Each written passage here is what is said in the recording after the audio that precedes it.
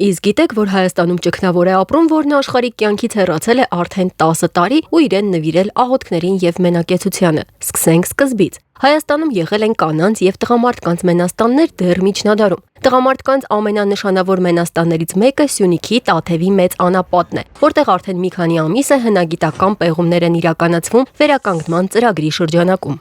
Սա կառուցվել է 17-րդ դարում, դա մի ժամանակ էր, երբ անապատական շարժումը բուռն վերելք էր ապրում, մեկը մյուսի հետևից կառուցվում էին անապատներ, շատ հոգևորականներ ավելի ու ավելի շատ գնում էին ճգնության, առանձնանում, կտրվում էին աշխարհից, քաղաքակրթությունից։ Դավրիճեցին պատմում է վանքի հիմնադրման պատմությունը, այն կապելով Հարանց անապատի հետ, որ այստեղ մոտակայքում է նույնպես 1658 թվականին Հարանց անապատը քանդվում են, այն ժայռը, որի վրա եկեղեցիները մոտ 10 մետր սահում է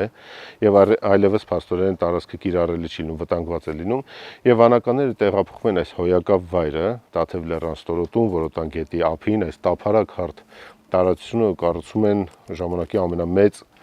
անապատներից մեկը։ Այսպես տարածքն աստիճանաբար ընդարձակվում է եկեղեցուց բացի, կառուցվում են պարիսպներ, աշտարակներ, մեծ թվով խցեր, սեղանատուն, որը միաժամանակ նաև ընթերցասրահ էր, տնտեսական նշանակության տարբեր կառույցներ եւ այլն։ Մենք գտնվում ենք Համալիրի տնտեսական հատվածում, իդեպ մենք ամբողջ Համալիրը բաժանել ենք մոտ 9 տեղամասերի, յուրաքանչյուրը որոշակի առանձին նշանակությամբ, այսինքն հոգևոր հատված, տնտեսականը, կենցաղային այդ խցերը եւ այլն, եւ այս ամբողջ հարավային կողմը տնտեսական հատվածն է, որտեղ կա հսկա այդ սեղանատունը, միջնադարյան ամենամեծ եւ լավ պահպանված սեղանատուններից մեկը, կա խոհանոց, մթերանոց, հնձան եւ այլն։ Այստեղ պահպանվել են, գրեթե ամբողջական պահպանվել են սեղանատան նստարանները ու սեղանները։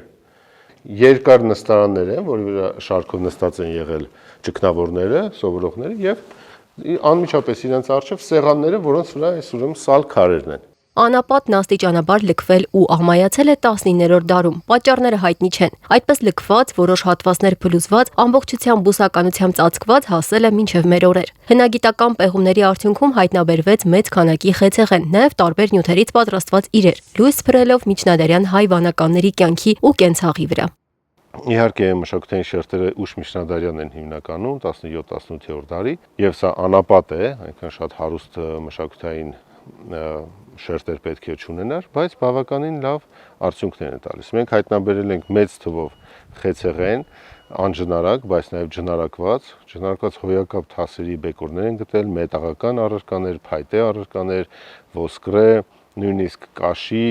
Իդեպ, ըստ Առաքել Դավրիշեցու, այս անապատում շուրջ 70 միաբաններ են ճգնել։ Խցերից մեկն այսօր էլ է զբաղված, որտեղ շուրջ 10 տարի է ճգնում է Հակոբ վանականը։ Ձեռնադրված հոգևորական չէ, բայց որոշել է աշխարհիկ կյանքից հեռանալ, Աստծուն մոտ լինելու համար։ Ասում է, իր երջանկությունն ու խաղաղությունը հենց այստեղ էլ գտավ, Տաթևի մեծ անապատում, որտեղ ապրում է առանց էլեկտրականության, մշակում է փոքրիկ այգի եւ որն անցկացնում աղոթքներով ու Բարձրյալին փառաբանելով։